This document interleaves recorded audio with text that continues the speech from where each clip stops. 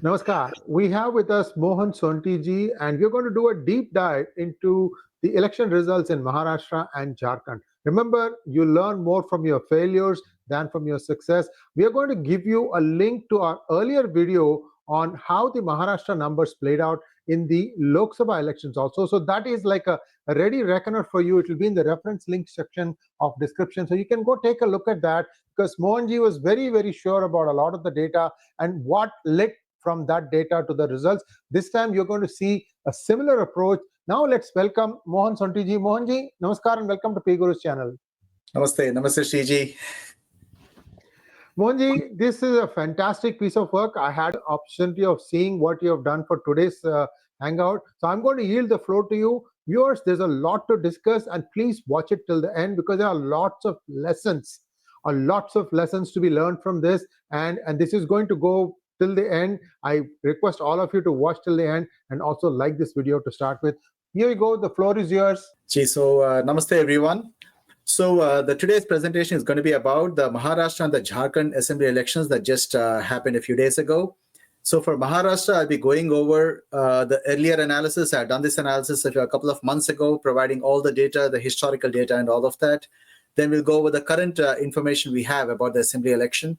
For Jharkhand, there's Assembly election data as well as the demographics. The sources are basically Government of India, the Census Data Election Commission, and South Asian Terrorism Portal.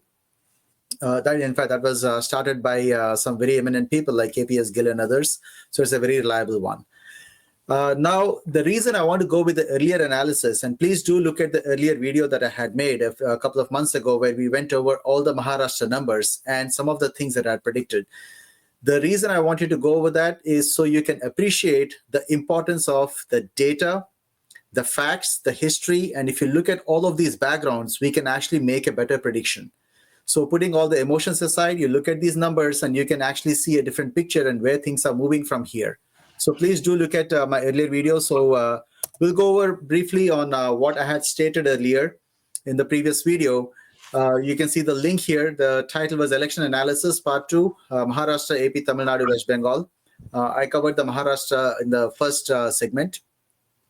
Now, I had said that the Lok Sabha, the numbers are usually very close to the assembly numbers because the people have a very high fidelity to the parties. They are like little kingdoms. So they don't normally have one kind of a voting in one place and don't change that dramatically, right? Unless the alliances break. Typically, the fidelity is very high towards the parties. They are like little kingdoms and they adhere to their kingdoms. And so these numbers tend to be very close or they will always shadow because if the Lok Sabha is of a different kind of things that come about in the national interest, one is regarding the state, there might be little difference, but it will always shadow. It will follow a very similar path. Then the right approach that I had said that BJP has to do in Maharashtra is about breaking the Shiv Sena and NCP kingdoms. In fact, that is what they should be focusing on in this 2024 election. And looking at those two like kingdoms, we can say that a new fidelity can be added to the civilizational ethos. And that's what the BJP empire should do. I use the word kingdom, so I just call BJP in that sense would be like an empire. And the only way it can grow is BJP looks at a civilizational ethos. It's a culture.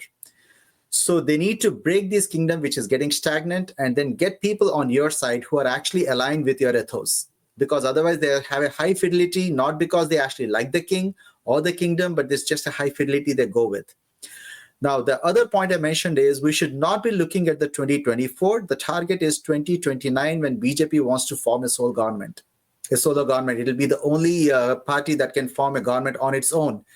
It has never happened in the history of Maharashtra, despite having the RSS headquarters to Chhatrapati Shivaji Maharaj, Veer Savarkar, you name it, who is who, like I had said before, it's a state of all heroes. When everybody is a hero, there isn't one. So the way their actual target is 2029 when BJP can finally form a government on its own. Now, the additional points that I said there, please keep those points in mind. We're going to see how those things have played out. Right, the 2024 strategy. And what I said the strategy should be, BJP actually doesn't have to do much. In fact, forming the government and gaining the percent is not the priority because we would have hit a stagnant situation where the people will vote for the same kingdoms over and over. That's been happening for decades. and BJP can never break through that. So the only way it can grow is it has to break the other two parties, not focus on gaining its percentage, but making sure those parties are broken, and those are going to pull things, separate it out and see which people among those parties are going to align with the civilizational ethos and the ones who want to stick to their king. Now, then we need to recruit the patriotic people to the civilizational ethos. So that is how you do from the other parties. Now, the percent I told that it's not going to change much, because it doesn't. Normally, the percent changes are going to be incremental and small. When you have a big jump, then something substantial has to happen. Now, BJP's focus is not that. It doesn't want to do anything dramatic there other than focusing on what Shiv Sena and NCP are going to do. So the percentage will not change much. And of course, a small percentage change can change seats dramatically. I did mention that at that time, I made it very clear that if BJP can get very few seats or exorbitantly high number of seats, and people will have their own narratives on it did a very terrible job or excellent job. It's actually neither of those two. BJP just did pretty much the same level of job. If you look at it, that's what the numbers show. And then the Shiv Sena and NCP, the way they have split up, all the math will add up. And that is where they did very good this time. But that didn't have to be the result. It could have been, with very similar numbers, the result could have been exactly the opposite as well. But forming the government is always helpful, because the Shiv Sena and NCP, particularly the NCP side, we know it's an absolutely corrupt government that they had. The whole party is like that. So that drains the money out of them, and they will have a faster, we can easily destroy them much faster. So that will be helpful, but that is not the main goal. The last point is about Congress is in decline. I had said it in 2024 video. I repeated multiple times that even though it went from 50 seats to 100 seats in Lok Sabha and people thought it's great, Congress is declining. You look at the bigger picture of all the statistics, they gain nothing, and it's only on the decline. You can see that consistent pattern. This is the beauty of seeing the data, facts, and the historical information. That's what gives you the truth. Now, let's look at the actual results here. Like I had said, if you look at the percentage, the change from 2019 to 2024, BJP gained a meager 1%, in fact, 1.02%. It was at 25.75, it became 26.77. Now, why is the percentage important? For any political party, the percentage is the actual ground support, that is like the health of the party, right? Once it is healthy, it may or may not do a great job. That is a different story. That is the next step, the 5 steps of forming the government. But first, a party needs to be healthy, which means it needs a certain percentage to do anything at all. So the percentage is very critical, and without the percentage, the party is actually dying. And as we can see in Congress party, we can see that it from 15%, and now in 2024, it went to 12.42%. It is on a decline. You can see all these numbers. It is on a decline. It continues to do that. And all the numbers, the extra seats it got from 40 seats, 42, those seats are a little bit of gimmicks, that little magic, temporary magic, but if they don't have the percentage, they're not going anywhere with it. So it is on a steep decline. So they can just pull through a little magic and show as if they're doing good. And that's what happened in Lok Sabha elections to 2024. But really, Congress is getting wiped out. We can see from the numbers. Then additional point that I said, we already covered about BJP not gaining much percentage. One additional point about breaking the Shiv Sena and the NCP party. Shiv Sena is actually filled with patriots, but except they are aligned with the current king, who is the 𝗤𝙗𝙗 𝗤𝘳, right? He isn't exactly aligned with the civilizational ethos like his dad was. I myself was a very big fan of 𝗤𝙗𝙗 𝗤𝘳. He's a Hindu Hriday Samrat, but 𝗤𝙗𝙗 was definitely not like his dad. So there is a problem. So we need to get our people out. That is where 𝗥naഥજી Shinde actually comes into picture. And he pulled out all the people who are ready to align with the civilizational ethos, because there are a lot of patriots in Shiv Sena, right? Even the current people who are aligned with 𝗤𝙗𝙗 𝗤𝘳, I believe many of them, they're very great patriots. They just need the right impetus to move on this side and align with the civilizational ethos. As we see the split, it is a fantastic split, almost right in the middle. Shiv Sena got 12.38% and UBT got 9.96%. Same with NCP got 9% and Supriya Sule got 11.28%. So it's like a beautiful split. This is exactly what needs to be achieved. The next step, I would say, is actually to go and finish off the NCP.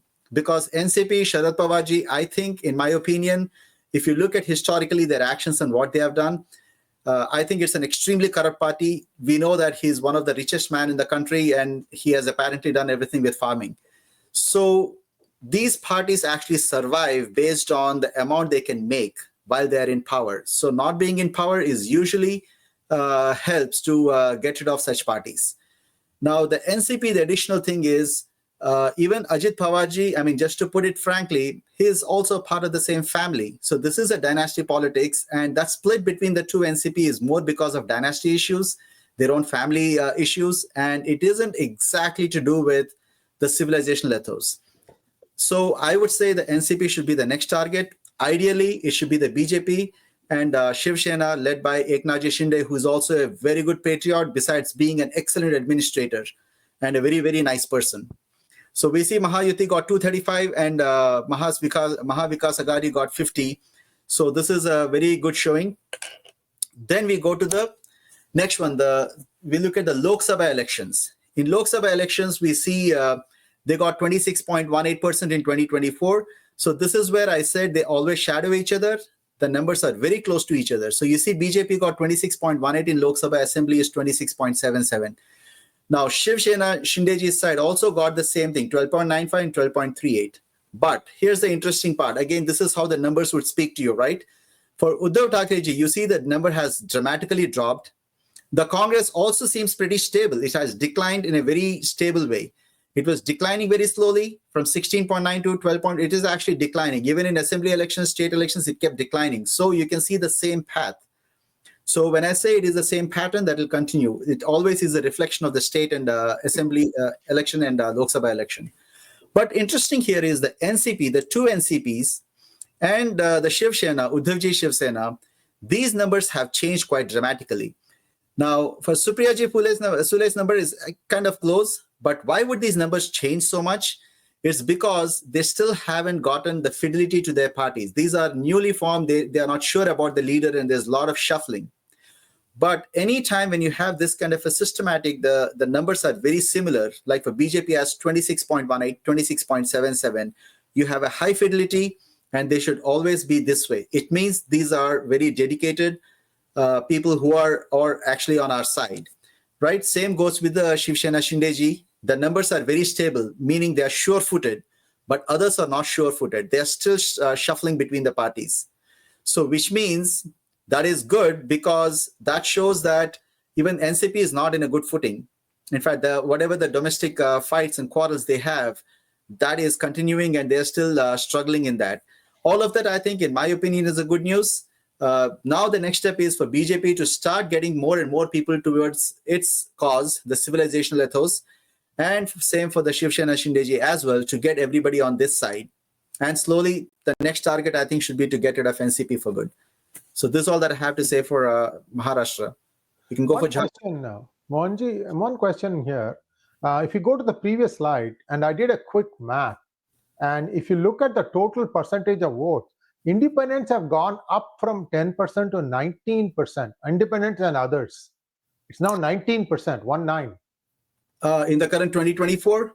Yeah. So I don't have the exact number for the 2024 independents and others, but I think the independence itself is not that high. There are so many other parties, MNS and all of them put together will be that high, because all of them are shrinking parties. Yeah. But independence in general, Maharashtra had the highest streak. If you look at it back in 95, it had 25%. So that, because it's the state of all heroes, right? So everybody, there are a lot of independents there. But this is the first time it started declining. And it is possible there are quite a few independents, but there are other mini parties as well, like the MNS and other things were not accounted for here. There's so many other ones. But almost all of the seats are covered. Majority of them are just in this area. The independents actually got only 2 seats this time. Traditionally, they were getting 13, 7, 24. If you look at the numbers, in 95, they had 45 of them. This time, they only got 2 of them. As far as I couldn't get the percentage because many of them were not updated yet. And I couldn't exactly extract all the information. Yeah, but let's go to Jharkhand now. Yeah. But it is declining. Independents, only 2 of them. So I think it's going in the right direction. Okay, so let's move to the Jharkhand. So the Jharkhand state was formed in 2000. It was carved from Bihar. it has about 24 districts. There are 5 administrative divisions. And if you look at the picture on the left, you can see the 5 divisions. And please keep that in mind because this is going to be handy for the rest of the analysis. So I wrote the numbers 1, 2, 3, 4, 5 for the 5 divisions. From the left side 1, the middle 2, the right side is 3, the bottom left 4 and 5. Right? There are 81 assembly constituencies and there are 14 Lok Sabha constituencies. Out of the 14 Lok Sabha constituencies kind of cut across the districts. There are 24 districts. They cut across these divisions as well. But this is in general the idea on how these are divided. So you get some idea on the divisions and the Lok Sabha constituencies. Keep these 5 divisions, administrative divisions in mind. Look at this picture. You can always go back and refer it because a lot of analysis depends on this. And these 5 regions have a very specific behavior in their voting patterns. Now, before we continue with the Jharkhand, I just want to have, when I talk to people about Jharkhand, there are some terminologies which I think are bad or incorrect that they use. And I'm just trying to say if there is a better way of using the correct terminology, right? So, for example, people always call the Adivasi. Adivasi just means original inhabitants. This was actually coined by Britishers in 1930 because they actually wanted to push the idea of the Aryan-Dravidian divide. In fact, we still have some lunatic parties who use those words, and somehow that is very divisive. That's exactly what the Britishers wanted. There is no invaders coming inside and there is no Adivasi. All of us are Adivasi. We are the original inhabitants. So we are all the Bharatiya are actually native. So I don't think it's good to use the Adivasi at all. That's a completely incorrect word. Dalit was a word used initially by some person it's derived from a Marathi word. It means outside or divided. But the original intent of why they use that is completely distorted. And eventually, even though it was coined in 1880, by 1930s or so, it was eventually popularized by Ambedkar. This is a very pejorative term and it's very derogatory. In fact, Modi ji himself said it in his speeches that using the word Dalit is very pejorative and derogatory. So we should avoid using those terms. Then we have the Scheduled Caste and Scheduled Tribe. This is Government of India Act 1935 in UK Parliament. That is where they started having a schedules. Schedules is simply listing out people, putting different communities in different schedules and lists. And the caste comes from the word casta, which is a Portuguese word. And the 4 divisions are not based on the Varna. It is divided based on the 4 classes the British people have. And the tribe, we don't have a word called tribals. There is no tribals here because if you think about it, I mean, the West, they have their own issues. They use the word tribe for everybody else who is not from their region, from Europe. But that too is actually not the correct word. Then we have this word called Harijan and Girijan that is often used, which means the people of Hari. This was used by Mohandas Gandhi in 1932. This is kind of a little puzzling because I never understood if Hari ke Jan, everybody is Harijan. In fact, all the humans on earth are Harijan.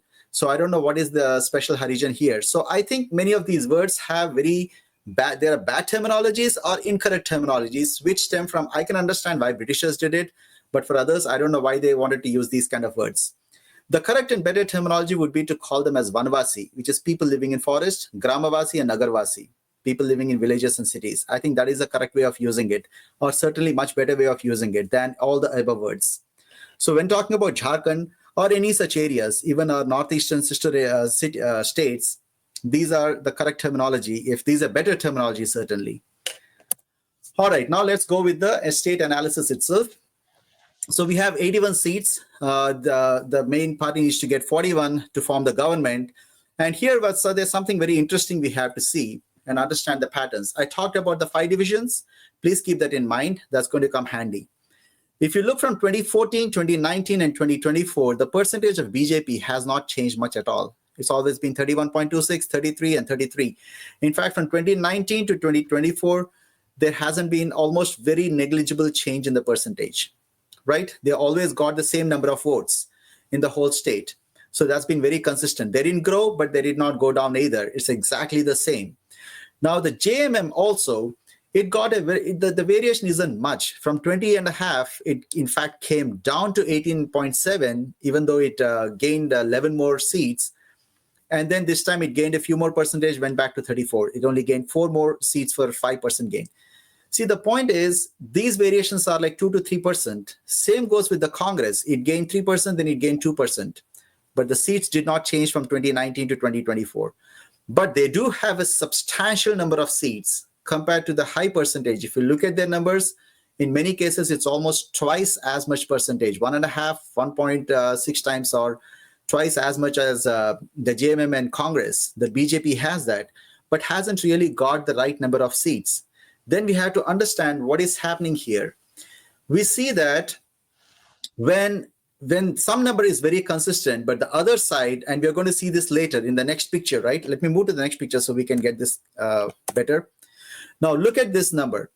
The turnout was also 66.53 in 2014, 19, and 24. The turnout hasn't changed much. The BJP's percent hasn't changed much. Rest of the percentages for JMM and Congress also wasn't that much. But you look at the change in the graph. The orange portion is the BJP. The green is the JMM. The light blue is the Congress. We see that in 2024, there is a small region in the middle. That is your division number 2. Except in division 2, division 1 has some portion is BJP. Division 3, 4, 5 is completely gone, right? The entire divisions are gone. Starting from 2009, if you look at it, it is very well distributed. It's like a complete mix. But you see how things have been slowly getting cornered from 2014, 19, and 24. Now, in the previous screen, we have seen that BJP's percentage hasn't changed, which means the same number of people voted in all these pictures, 2014, 19, and 24. The turnout is exactly the same. So how can this entire picture change? There's only one. If you look at these numbers, and I tried going into the details in some of the states, but I only showed the bigger gross numbers. But this can only happen if there is some sort of a migration, right? Because the people are the same. They're voting in the same percentages. So they simply have to migrate from one area to the other area. But if they do migrate, what happens is then you'll see that the total number of registered voters in each region is also going to change. But that didn't happen. Those numbers are pretty constant. So we can deduce that most likely, and which I think as I went into the deeper details of each region constituencies, I think the chances are people have registered in multiple places and they voted. They live in one place, they vote from the other side. So this gets reflected upon in the Lok Sabha election. We're going to see next set of statistics, which also makes that idea very clear on how people can. I don't know how the Aadhaar card and the voter ID links work, but these numbers are possible if people have registered in multiple locations. There has to be more than like one person registered in 2 different constituencies, and they actually go and vote in the other side. So that way the total voting person doesn't change, BJP's vote doesn't change, but somehow they can kind of like an online migrate, right? It's not a real migration, but they kind of migrate just for the voting. And that is how you can manage with exactly the same set of percentages, entire region is taken over. Now, what gives credence to that? Now, let's look at the Lok Sabha analysis, right? We look at these numbers. Again, BJP has, in many cases, 2 times and even 4 times the number of the percentage of votes. And JMM and INC have very small percentage. Despite that, this is how the Lok Sabha looks like. In 2014, it was one corner area. 2019, you see there are more dots. 2024, the division 3, 4 is pretty much taken. The division 5 is ready to be taken, right? Now, how did this happen? Now I started looking at the top percentage voter turnout. Now, out of the 14 constituencies, the divisions, I've written the constituencies down. In 2014, 2019, and 24, if I take the top percent voter turnout for each of the constituencies, it is always the same consistent, same constituencies, 1, 2, 3, 6, 9, 10, and 11. These always rank on the top. And the bottom 7 are all BJP. And if you remember in my previous videos, I said the people who vote for BJP, somehow in that areas, the voting percentage is low. It is not just like there are more Muslims and Christians, they gather together and vote. It's little more than that in this case. Yes, there is coalition. I know that all the Muslims, 95% vote against BJP, and all of that is true. But in this case, they have to be, if you look at these numbers, consistently, the voter turnout is much higher in some regions and less in the other regions. But it is done so in such a gradual way that the total BJP percentage remained the same in Assembly constituency, and you see similar in Lok Sabha too. And the JMM and INC had a very small percentage, yet the voter turnout, net voter turnout was also constant for the whole state. But somehow it is very high just in these states. And wherever there's a high voter turnout, BJP never wins. It's almost as if people join the BJP government comes to power and people lose interest in voting. That you see in the national trend as well. Like Andhra Pradesh and West Bengal has record-breaking voter turnout. And I, for one, do not believe that West Bengal everything is fair. And they have the highest voter turnout next to Andhra Pradesh. So there are serious issues where this needs to be addressed. And just one last thing is regarding this one, the Jharkhand. I just want to say the JVM party, it is Babulal Marandiji. There are a few issues here, I would think. I know that he was the leader for this election. If you look at it, he split from BJP back in 2006. There were some internal differences. So he split from BJP and he formed the Jharkhand Vikas Morcha. Now, when he split from BJP, initially you could see that the BJP percentage went down by only 3%. So basically, he could not pull much from the BJP. Somehow he got it, most of it from the RJD and JDU. So those are the parties he could sequester all the votes from. And that is how we got 9%. And later, the next election, 2014, he went to 10%. But in 2019, he dropped down to 5%. Now we see that all of his percentage from 10% to 5% that he dropped, most of them, the BJP percentage hasn't changed between 14, 19, and 24, which means JVM had 10%, and today it is 0, that in 2020 they dissolved the party. Nobody joined BJP.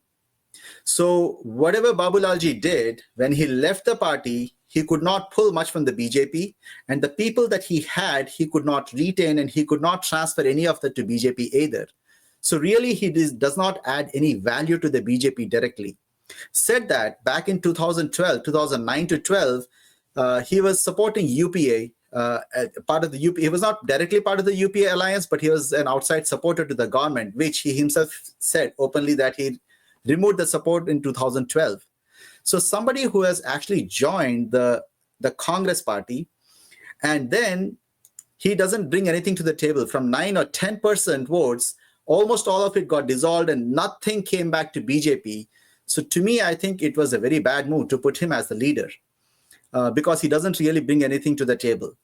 So just strictly from a political standpoint, there must be some other internal compulsions that the BJP party had. Otherwise, there is absolutely no reason to make him the party head here for this coming elections. So there are some downsides like that too. We don't know why they made the decision, but it must be something very internal to the BJP party there. Otherwise, he should not be in leading the BJP for 2024. All right. Any guesses on where that 5.45% vanished? Because I'm trying to make sense of it. It looks like much of it came to JMM. So it basically came to JMM. That is one party where they absorbed. In fact, you can see that JVM, when it formed an alliance with the UPA, it was not part of the UPA, but it gave an outside support. The thing is, they never shied away being against BJP. They weren't exactly the great friends. They were on and off, right? Because Babulal Marandiji actually had whatever internal differences, he split from BJP. Same goes with the AGSU, which is like a more radical organization that was formed in 1986. They too formed the alliance eventually with the JMM, later with the BJP. So they all go back and forth. So most of those people, none of them actually, I think, has the civilizational ethos, as in they do not come up with the BJP or the cultural side. They do it for their own, whatever their reasons are, their own ideological or personal purposes. And none of them, all of them usually find a good place in parties like Congress, JMM. Some of them, there is also a Communist Party and few other parties here. These are the main ones, but there are many other parties in Jharkhand. So that is where they all disappeared. But BJP itself gained absolutely nothing from the AGSU. It went from 8% to 3.54%. BJP gained nothing. So all of them went to somebody else. Same with the JVM, which had 5.45. It's now dissolved. Nothing came to BJP. So Babulalji actually took nothing from BJP, brought nothing to BJP. Sometimes I think people compare this with, say, in Karnataka, Yediyurappa. When he left BJP, he took almost 10 to 15% of the chunk. He's like an unquestionable leader. He went out with it. And later, when he dissolved that party and joined back BJP, he brought the entire group back to BJP. See, that is, whether we like what he did or not, you can say that that is a true leader because people went with him and they came back with him. In this case, I'm not sure. That entire 10% completely disappeared. He hasn't brought a single person into the BJP. Nothing changed. Same goes with the AGSU. So I think that was a very bad move. That's my opinion, because he doesn't bring anything to the table. And we don't know why he left, why he supported UPA and things like that. All right. Now, we have to understand additional things. We already figured out about the voting percentage, high voter turnout. There must be a migration, at least not a direct physical migration. There must be some sort of a virtual migration, which basically means people must have, logically, we can conclude that people must be registering multiple places. That is the only way these numbers can be explained. I don't know how that happens. I mean, I haven't seen the voting pattern there. I live in US, but I'm just saying it's logically that's what must have happened. Now, we look at, people talk about the Muslim vote share. Now, this is the map about the Muslim percentages, right? So we can see in the Division 1, Division 3, which is in the top right corner, you have, in Palur and other areas, you have 35% Muslims. And you can see back all the way to 2009 and before, that segment has never gone to BJP. So the constituency 1 and 2 are pretty much never with BJP. It's almost completely with other parties, in this case, the JMM. So JMM is like a surrogate of, it's very similar to what Samajwadi Party does, right? So the high Muslim population definitely is like a disadvantage for BJP because that chunk of the vote is already gone. But there are other areas where you have 12 to 15% and even 16% Muslims. So those areas we haven't completely lost, but the area where you had 35, 20, 35, and 30%, those areas are always being BJP. In fact, constituency 2 covers the Dumka is actually a smaller percentage, but the way the constituency is divided, it added 2 portions which has 35% and 20 to 25% Muslims. So that's why those regions was never, BJP never got it. It's almost like in Jammu and Kashmir, right? They're never going to win that area. And you can see how this spread happened in 2024. The picture on the top is Lok Sabha, the below is the assembly elections. And you can see that in assembly elections, except the Division 2, everything is lost. But that is not because of the Muslim votes. High Muslim vote percentage in Division 3, the top right corner, we can see those segments are always lost. So that is given. But rest of it is not because of them. So what else is the other factor? Then we go to the Christians in Jharkhand. If you look at this whole map, this actually kind of matches very closely with, if you look at the Lok Sabha election, the Lok Sabha, the places you don't have BJP, the orange area, and the places, if you look at the left side, the Christian population, the light pink where the Christian population is low, they almost look identical. So that is where the problem starts. And it's the Christian, there must be a lot of Christian conversion in this area. Now, we know that the Christian conversion numbers, even though the numbers seem like small, except in one area, they show about 50% conversion. Other areas show 15, 20% Christians. But in reality, we know that in 1951 census showed about 2.5% Christians in the country. And 2021 census showed 2.5%. So basically, those numbers are completely meaningless. They don't actually are anything. They don't reflect the reality. So the real Christian conversion numbers are absolutely, they hide it, or basically it is never accounted for. So these are as low a number as they can ever claim. And you see the pattern over here. So the entire show is actually run by these Christian missionaries and the conversion idea. It is not the Muslims. The lead role played in Jharkhand is actually the Christian missionaries. Now, when the reason I started seeing this is in all the New York Times and Western media, they started making a big hue and cry about the ghar wapsi, that people trying to reconvert them back. And then I said, if something happens in a very remote little state in Bharat called Jharkhand in a few districts, and somebody in the West, in say New York Times and others shake up, then they must have a direct link because they seem to be more upset about what is happening in this little remote area. So this is actually, we know the missionaries are well funded from outside, and they are the ones running this show. The next item is the Vanavasi. If you look at the Vanavasi population, you'll see the Vanavasi population again we have in Division 3, then Division 4 and 5. The Christian missionaries primarily targeted these regions, but you will see from the previous picture, the Division 3, where you had a high Muslim population. The high Muslim population area has certain degree of Christianity, but it's mostly Islamic, and that has always been with, never went to BJP, right? But, so the entire conversion agenda runs pretty much on these lines, on the 𝗏𝗏𝗏𝗏 regions. And they started controlling in this area. And if you remember the earlier segments, constituencies, I said the top voting block, the one that has almost like a statistical anomaly, the higher voter percentage, and the BJP areas has low, all of them come from this area. So which means somehow the people are actually voting in exorbitant numbers. But if someone says because they are better coordinated, all the Muslims and Christians go and vote, then the percentage also should rise up. But that didn't happen. For the same BJP percentage, same voter turnout, somehow we have seen that the entire region, except for Division 2, Division 1, 3, 4, and 5, everything is gone. So how can that happen? It's basically they can stay, the numbers showing a certain thing in one place, but the voting can be from somewhere else. And I don't believe, I mean, this is only possible if people have multiple registration. Also, looking at the 𝗏𝗏𝗏𝗏 region, the right side is about the Naxal-affected districts in 2018. And many people think the 𝗏𝗏𝗏𝗏𝗏s actually is the reason the communists are kind of trying to come and save them and things like that. None of that is really true, because the Naxal-affected regions has a little bit of an overlap with them, but not necessarily, it has no direct linkage. In fact, the dark orange in the right side picture shows that the core Naxal-affected area actually has a very low 𝗏𝗏𝗏𝗏𝗏 population. So that is also a narrative that is really not true. So people often try to demean and belittle and talk low of somehow these are tribals and things like that. Honestly, the idea of when you use the word tribal, that is such a wrong word. The 𝗏𝗏𝗏𝗏𝗏s actually are closer to the nature. In fact, I would say in general, the wisdom that they have is much higher than many of the so-called educated people. People say they don't have the technology. Yes, they don't have to go and make a call to the father, mother, and brother, things like that, because they all live together.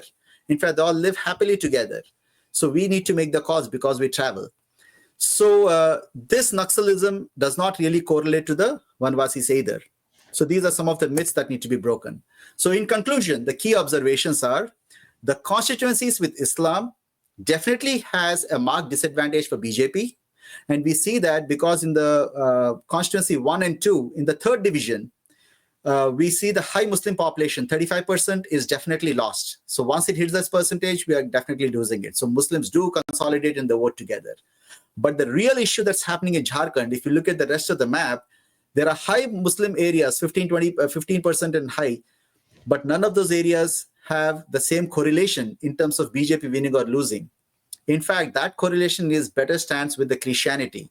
So the constituencies with the Christianity also has a voting abnormality, which I had mentioned before, because it is a high voting percentage, but no percentage change for the BJP or the total voter turnout, which means there is an anomaly that needs to be checked. The Christianity is indeed a serious threat there. It is spreading in 𝗏𝗏𝗏𝗏𝗏 regions, and this is well funded by the foreign governments. And the reason it is anytime any little change happens there, any laws to actually prevent this kind of a conversion, to me, conversion is a cultural terrorism. But any of these conversions that are done, obviously somebody rattles in the West, which means they have a direct link. They almost get the first information. Then again, the Naxalism, the myth about the correlation to 𝗏𝗏𝗏𝗏𝗏s, that is not necessarily true. In fact, most regions where you have the Naxalism, there are no 𝗏𝗏𝗏𝗏𝗏s there. Now, what are the solutions that BJP must do? If they want to keep Jharkhand, we are losing Jharkhand. You have seen that currently only Division 2 is the only place they have. Every other region is lost, no matter what percentage vote they get. They always got consistently 33. So they have to do a ghar wapsi, like back to the native culture and civilizational ethos. This must be a priority in Jharkhand. And number two, they have to take a look into this voter registration and see where the statistical anomaly actually comes from. Unless these two things are done, we are going to lose Jharkhand for good. So this is not, we cannot keep every election, we cannot say, let us see who is going to win. No, I can tell you today, you look at these numbers and the direction it is going, like for the Maharashtra, the numbers speak. You look at the numbers, statistics, and the historical data, we are losing Jharkhand for good. We'll never have BJP. So that's about it.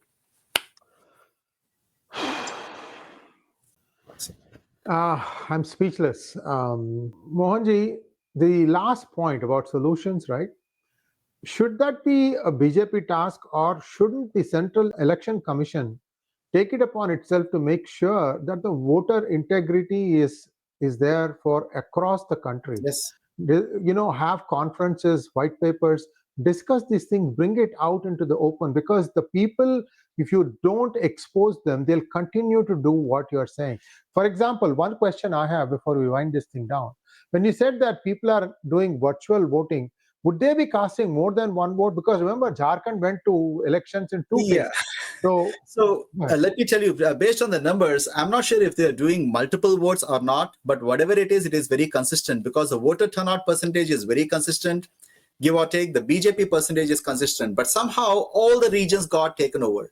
So that shows that they're voting from a different place. So it's like focused voting. Yes. I had a friend. Which means this can be gamed, right? If you look at it as a game, then essentially if I'm registered in 3 or 4 different regions, I say that right now this region needs my support and I'm going to support this side, but I can support some other region the next time. And these regions, when you have multiple people, right, you have multiple registrants, then you can always fill it up with, it could be illegal immigrants or new converts. There are many other ways to fill those gaps and create new ones. But this number show, and if you go dig deeper into the constituency-wise, you will see that can only be explained by people having multiple registrations. I can't think of any other way this can be explained. So that is certain. I haven't seen it from there. I mean, we live in US, but that is obvious. I mean, if you look at the numbers. So Mohanji, I disagree with you that you don't see it in US. I was part of school. No, I didn't see it there. I said I didn't see it in Bharat myself. USA is a whole different problem. We have deeper problems here. Yes, so these people are champions at it. Let me tell you one personal experience. I was in the school site council when it was primary education, good school district. You know how it is, right? Everybody wants to talk about good school district. So now, one way to accept applications, that is the first gate to make sure that somebody who's not belonging to this neighborhood, starts applying for public school. So we were asking for, show us your address to show that you are local to this school district, because we know exactly which zip codes are there and so on and so forth. Yeah. So this person fishes out from his wallet 5 driver's licenses, 5. And then he starts looking which one. Yeah. So if it can be done here, my point is the only way to save Jharkhand, if people are thinking every election we're going to again think about whether BJP wins or not, I can tell you today, if you look at the statistics numbers, irrespective of what the other rhetorics are, as you have seen in Maharashtra, the things that I've said is based on the numbers. Here, the numbers and statistics show that we are going to lose Jharkhand for good if they don't do these 2 things. One is the ghar wapsi, and second is they have to fix whatever the anomaly is in the registration or whatever they're doing. Certainly things aren't right. So they have to look into this. They have to fix these 2 if you want to keep Jharkhand. Otherwise, we're losing it for good. In fact, I would go beyond this to say West Bengal suffers from the same malaise. See, what happens is these people are all very clever. They try something. If it works in one state, they'll replicate it in every other state until they are caught. Right now, BJP has not cracked down on this one. They have not cracked down on the Central Election Commission officials who have been caught with their hand in the cookie jar. They have not done diddly squat. I mean, Annamalai is the president of Tamil Nadu BJP, and he's screaming that 1 lakh voters that would have voted for me have gone missing. And the Turkey has not answered this question at all. The Chief Election Commission, the Election Commissioner for Tamil Nadu, he didn't utter a single word how it could have gone. And we know for a fact a lot of votes have been completely off of this thing. They did a lot of harakiri. I can tell you, the 𝗣𝗚𝗏 ecosystem is diabolical. That's the way to say it. And they will resort to every trick to keep winning election. 2026, BJP has its work cut out for Kerala, Tamil Nadu, and West Bengal. Guys, you are getting a triple witching hour. Watch out. You have to do a lot of work. Congratulations for Maharashtra, but your work begins now. That's my 2 cents. Over to you. We can conclude and then we can wrap it up. Yes. So just in conclusion, you have seen for the Maharashtra, please watch my previous video and you can see all the things that I said. The analysis, I want to tell viewers that the data, facts, numbers is one of the best way of predicting things. Keep all the rhetoric aside. These will tell you the exact trends and where each of the parties is going and where the country is going. And as you have seen in my Maharashtra analysis, everything that I said in previous session, you can see all of those things play out from the percentages and all of that. In Jharkhand, it is the same thing. I think please pay more attention to the data and facts and numbers, and don't fall for all the rhetorics, which are nice to listen, but really they are not the real things. This is the real truth. Thank you so much, Mohanji. As always, a pleasure listening to you give this data. It's like blows my mind, and I hope people who are observing certainly lots of homework to do, and I hope that some of the wrongs that are being perpetrated over decades start getting corrected. Thanks once again. Namaskar. Namaste.